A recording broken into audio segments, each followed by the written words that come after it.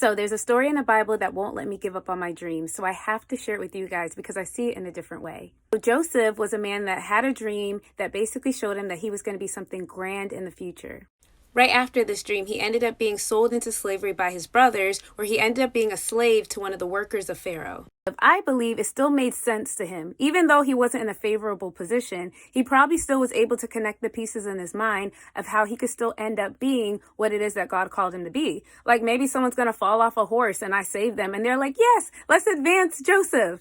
And this might be the same for you, that with every obstacle, every adversity, you're still able to connect the dots of how God can turn it around using your imagination and keeping the faith.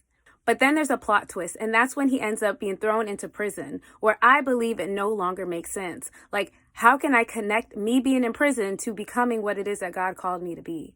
So I'm talking to you who may struggle with overthinking like I have and can no longer make it make sense. You're thinking, but you've hit this wall where you no longer can connect A to Z. And I want to encourage you, like God encouraged me this morning, that we serve the same God as Joseph. And it is at times when it doesn't make sense that God can do what only he can do. So this is the time to trust him. Because remember what happened to Joseph. He ended up saving the nation from a famine. If God was able to get him out of prison and promote him in that way, he can get you to the promise that he showed you.